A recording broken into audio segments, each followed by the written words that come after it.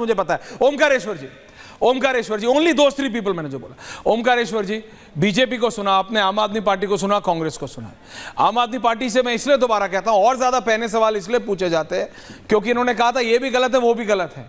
आप हर बार आडवाणी जी का जिक्र करते हैं, आडवाणी जी ने भी रिजाइन किया था, केजरीवाल जी ने भी कर दिया। कोई ये थोड़ी पूछता है कि जैन डायरी के आने के कितने दिनों बाद किया था।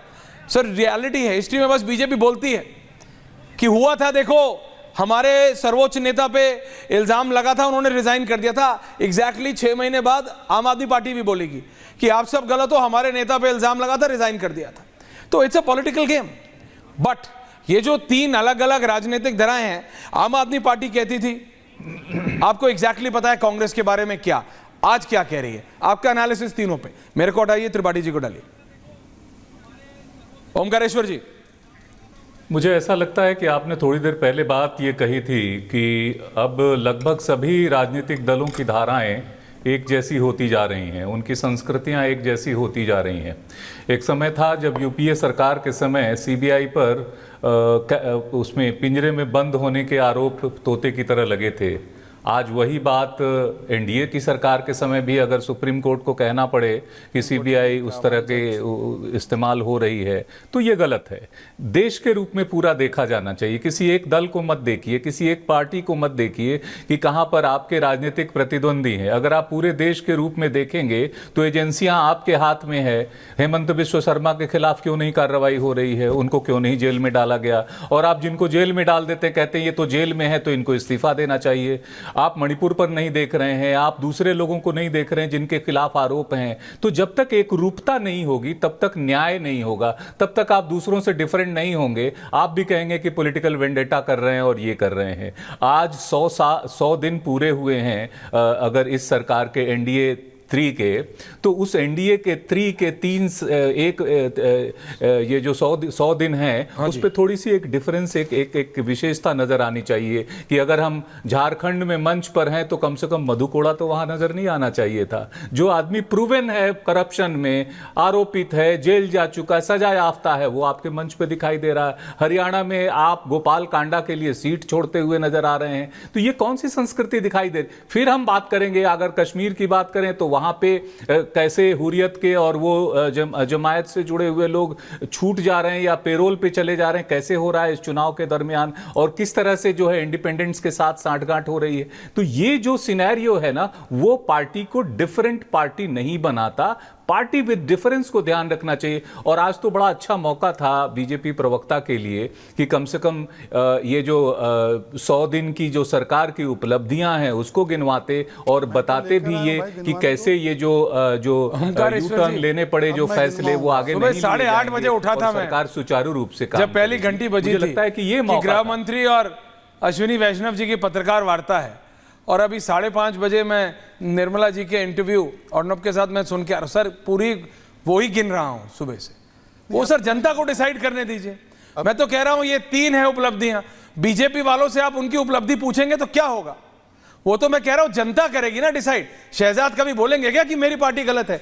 जैस्मिन कभी बोलेंगे क्या कि अरविंद केजरीवाल ने पानी फ्री देने की बात की थी, शराब फ्री के घोटाले में अंदर चले गए? कांग्रेस कभी बोलेगी क्या कि मेरा नेता विदेश में जाके देश के खिलाफ बोलता है? Omkareshwar ji, you are expecting too much. सारे सवाल उस समय you are expecting too much.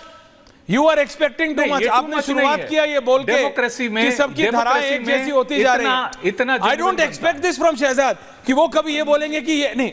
Shahzad को मैं चैलेंज करता हूं, क्या शहजाद ऐसा बोलेंगे या जैस्मिन या फिर रत्नाकर जी कि हमारी पार्टी में ये गड़बड़ी है या ये गलती? कोई नहीं बोलता सर।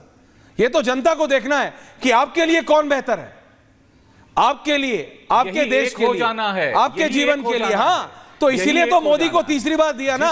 उनको लगा ये पॉलिटिकल सर, उनको लगा कि राहुल को अभी इतना ही दे सकते हैं वोट। इसी दिल्ली में मीडिया में ये चल रहा था कि वो सुनीता केजरीवाल को बनाए। अरे सर, मीडिया में तो क्या क्या चलता है। वो 2 क्लब में बैठ के कुछ भी, दिल्ली के सेंट्रल दिल्ली के क्लबों में बैठ के कोई कुछ भी कह ले। लालू यादव ने राबड़ी को ओमकारेश्वर जी देखिए, वो इस तरह से कम अरविंद केजरीवाल ने मीडिया में क्या चलता है वो सब छोड़िए सर, वो सब बेकार की बात है। वो जो ब्यूरोक्रेट्स, वो नेता जो अब कुछ नहीं कर सकते, वो पत्रकार, जिनकी अब कोई सुनता नहीं, वो बैठ के दिल्ली के 2 क्लबों में सुनीता केजरीवाल को बना देते हैं, यहां पे बोल देते हैं गडकरी जी राजनाथ जी कर रहे हैं, कांग्रेस में बोल देते हैं देखो प्रियंका और राहुल के बीच में लड़ाई हो रही है। नहीं, आई एम रियलिटी सर, आपको नहीं नहीं मैं आपको बता रहा हूं सर, तो ये सीटें 240 सर मैं आपको बता रहा हूं, यही होता है, हर एक पार्टी के बारे में बोला जाता है, but that's not the point. Point is देश के लिए कौन बेहतर है। अरविंद केजरीवाल ये बोल के आए थे इधर गलत उधर गलत, I am the only one who is right. Narendra Modi ने बोला था ना खाऊंगा ना खाने दूंगा, सबका साथ सबका विकास, उन पे लगता है आरोप बीजेपी पे कि हिंदू मुसलमान करते हैं। राहुल गांधी से मैं क्या बोलूं, वो तो भारत को राष्ट्र ही नहीं मान रहे। Fight is this Shehzad on India, देखिए on your line of politics. देखिए ऐसा है, पहले तो ओंकारेश्वर जी, मेरे पास तो पूरी फहरिस्त गिनाने लग जाऊंगा। मैंने 100 दिन में हमने मैं सुबह से देख रहा हूं 100 दिन में इन्होंने क्या उपलब्ध किया है, तो 100 मिनट नहीं है कि वो उतना समय नहीं है, इसीलिए मैं इसको पटल पर रख रहा हूं। पर एक लार्जर पॉइंट, क्योंकि हम सभी लोग राजनीतिक विश्लेषण में काफी समय से रहे, हाई कमांड कल्चर के खिलाफ, परिवारवाद के खिलाफ और भ्रष्टाचार के खिलाफ आम आदमी पार्टी बनी थी। अब आप देखिए, जब से आम आदमी पार्टी का गठन हुआ है, अरविंद केजरीवाल सर्वोच्च पद पर, कन्वीनर 2 टाइम का हो सकता है, उसका भी वो अमेंडमेंट करके चेंज कर दिया। हमारे यहाँ देखिए, हमारी पार्टी 1980s में बनी, तब हाईकमांड या सर्वोच्च नेता थे अटल बिहारी वाजपेयी और अडवाणी जी। उसके बाद परिवर्तन हुआ, जोशी जी आए, उसके बाद परिवर्तन हुआ, उसके बाद हमारे अलग अलग नेता आए, गडकरी जी आए, राजनाथ जी आए, आज अमित शाह जी और मोदी जी है। और उनके बाद ऐसा नहीं होगा कि अमित शाह जी के पुत्र होंगे या मोदी जी के कोई संतान होगी, पर कांग्रेस में देखिए, सोनिया गांधी के बाद राहुल गांधी, राहुल गांधी के बाद उन्हीं की संतानें या प्रियंका वाड्रा की संतानें। लालू की पार्टी में आप देखिए, लालू के बाद तेजस्वी, तेजस्वी के बाद उनका परिवार, मुलायम के बाद अखिलेश, अखिलेश के बाद बाकी, स्टैलिन के बाद उदयनिधि, उदयनिधि के बाद बाकी। ये होता है, और आज केजरीवाल जी की पार्टी में भी वही चीज है। वरना बताइए कि इन्होंने तो कहा था ना 2 टर्म के बाद चेंज कर देंगे, कौन है कन्वीनर? अरे उन्होंने तो आतिशी जी को बनाया है, आतिशी अपने जी को ऐसा है, घर वाले को थोड़ी बनाया। आतिशी जी को भी बनाया है, तो कितने दिनों के लिए? कंफ्यूज हो आने गया वाले है, दिन के लिए ऑलरेडी कह दिया है कि आने वाली सरकार में मुख्यमंत्री तो केजरीवाल ही होंगे। ऐसे छोड़ता ये नहीं नहीं, एक सेकेंड, मैं वही कह रहा हूं कि जो लोग कहते हैं कि हम बदलने आए हैं, वो खुद कितना बदल गए। कि अन्ना हजारे ने बोला है कि आप में इतना परिवर्तन आ गया कि भाई आप लोग तो अब लालू के, और बाकी तो मैं आपको सिर्फ इतना बता दूं, मधु कोड़ा पर तो स्टे हो गया उनके कन्विक्शन पे, पर लालू प्रसाद कन्विक्टेड 5 बार, नो स्टे। ओके, मैं तो कोई स्टेटमेंट पे जाता नहीं हूं, कन्विक्शन पे जाता। ओके, लालू के साथ जैस्मिन काउंटर जी, जैस्मिन शाह। नहीं, मुझे बस हंसी आती कि जब भी शहजाद भ्रष्टाचार की बात करते हैं, आप मधु कोड़ा को मतलब शहजाद, आपने कभी सोचा था राजनीति में आके आप मधु कोड़ा को डिफेंड करेंगे? उनके साथ तस्वीरें खिंचाते हुए शर्म नहीं आती? सबसे पहले जो राष्ट्रीय अध्यक्ष आपके खुद पकड़े गए रक्षा के सौदे में दलाली करके, आप बोले वो नहीं बोले, वो बोल रहे हैं, भी आप भ्रष्टाचार पे उपदेश दे रहे हो। Thank you. लालू करप्ट है कि नहीं? सुनिए आराम से सुनिए, मैंने आपको आराम से सुना था।